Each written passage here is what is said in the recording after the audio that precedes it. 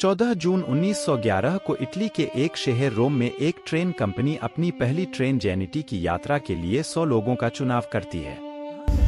क्योंकि यह ट्रेन का पहला ट्रायल था, इसलिए कंपनी अपने प्रचार के लिए और टरन के एक खूबसूरत सफर के लिए सभी यात्रियों की सुख सुविधाओं और खाने पीने का इंतजाम भी करती है। इसके लिए ट्रेन में यात्रियों की देखभाल के लिए 6 कर्मचारी भी रखे जाते हैं, जो सफर के दौरान यात्रियों का ध्यान रखते। इस प्रकार ट्रेन में कुल 106 यात्री सवार होते हैं। सभी यात्रियों का वापसी का भी पूरा इंतजाम होता है।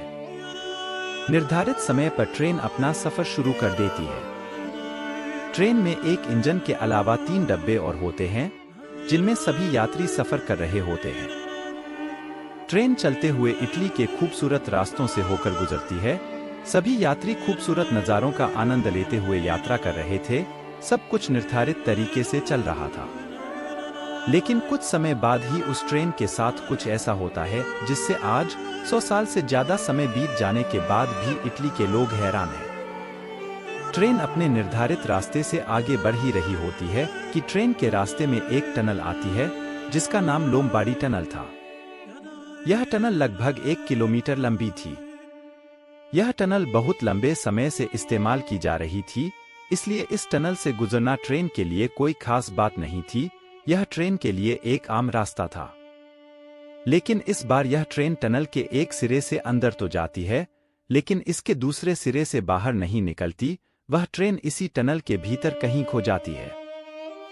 इस घटना से इटली के सभी लोग आश्चर्यचकित रह जाते हैं। एक दिन का समय बीत जाने के बाद भी उन 106 यात्रियों वाली ट्रेन का कहीं कोई अता पता नहीं था। जब कंपनी वालों से ट्रेन के बारे में पूछा गया, तो उनके पास केवल यही जानकारी थी कि ट्रेन को आखिरी बार लोम्बार्डी टनल के अंदर जाते हुए देखा गया था। इसके अलावा उनके पास उस ट्रेन के बारे में कोई जानकारी नहीं थी। इसके बाद उस जेनिटी ट्रेन की खबर इटली के राष्ट्रीय अखबारों में छपने लगी, जिससे वहां की सरकारों को भी इस बारे में जानकारी मिली। सभी लोगों को इस बात का आश्चर्य हो रहा था कि केवल 1 किलोमीटर लंबी टनल में इतनी बड़ी ट्रेन 106 यात्रियों के साथ कैसे गायब हो सकती है। ट्रेन कंपनी को लगा कि शायद उस सुरंग में कोई विशाल गड्ढा होगा, जिसमें वह ट्रेन गिर गई होगी। इस कारण वह ट्रेन सुरंग की दूसरी ओर से बाहर नहीं निकली। इसलिए कंपनी वालों ने एक एक्सपर्ट्स की टीम उस सुरंग में जांच करने के लिए भेजी। सभी एक्सपर्ट्स डरते डरते उस सुरंग में पहुंचे, क्योंकि इस घटना ने सभी के मन में खौफ भर दिया था। एक्सपर्ट्स की टीम ने उस टनल की बारीकी से जांच की, लेकिन उन्हें न तो टनल के भीतर कोई बड़ा गड्ढा दिखाई दिया और न ही उन्हें उस ट्रेन का कोई सुराग मिला। धीरे धीरे समय बीतने के साथ उन 106 यात्रियों के साथ साथ उस ट्रेन के मिलने की सभी संभावनाएं खत्म होने लगी थी। इससे देश की सरकार और उस पर ट्रेन कंपनी की बहुत बदनामी हो रही थी, लेकिन वह ट्रेन कंपनी और वहां की सरकार इस विषय में कुछ नहीं कर सकते थे।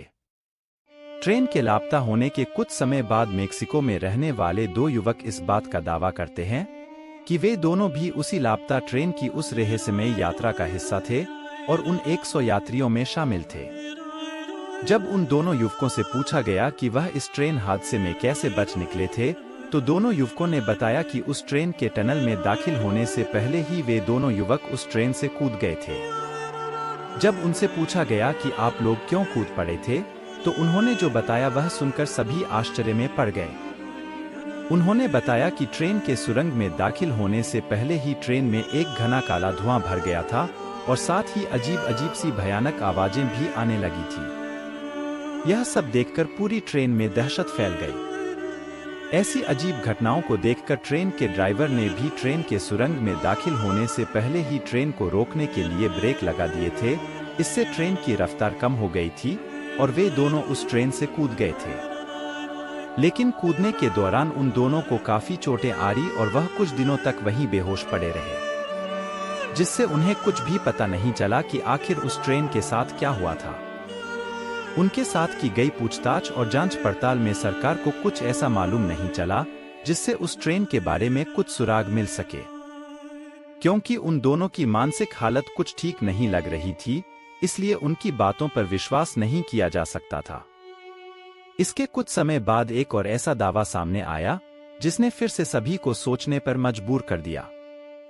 यह दावा था मेक्सिको के एक डॉक्टर का।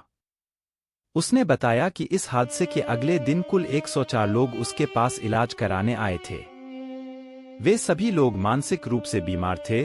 डॉक्टर ने यह जानने की बहुत कोशिश की कि उन सभी लोगों के साथ हुआ क्या था, लेकिन उस डॉक्टर को कुछ भी समझ नहीं आया, क्योंकि वे सभी लोग बहुत अजीब हरकतें कर रहे थे। इस दावे पर इटली के लोग भरोसा नहीं कर पा रहे थे। लेकिन जैसा कि डॉक्टर ने कहा था कि कुल 104 लोग थे और पहले दावा करने वाले 2 युवकों को भी इसमें जोड़ दिया जाए तो यात्रियों की संख्या पूरी 106 हो रही थी। लेकिन अंत में इस दावे से कुछ भी हासिल नहीं हो रहा था। समय के साथ लोग भी इस हादसे को भूलने लगे थे और सभी जांच एजेंसियों ने भी इस विषय में हार मान ली थी और इसी के साथ यह ट्रेन हादसा एक गहरा राज बनकर रह गया था। लेकिन कुछ वर्षों बाद इस ट्रेन के बारे में कुछ ऐसी बातें सामने आई जिनसे सभी लोग फिर से हैरान हो गए। जैसे कि इस ट्रेन को अलग अलग समय पर अलग अलग जगहों पर देखा जाने लगा, जिसमें रशिया, स्पेन, इटली, मेक्सिको और यूक्रेन के कुछ शहर शामिल थे। इस ट्रेन को देखने वाले सभी लोग ठीक वैसा ही हुलिया बता रहे थे जैसा उस गुमशुदा ट्रेन का था। वही एक इंजन और 3 डब्बों वाली वह ट्रेन सभी को दिखाई देती थी और गायब हो जाती थी।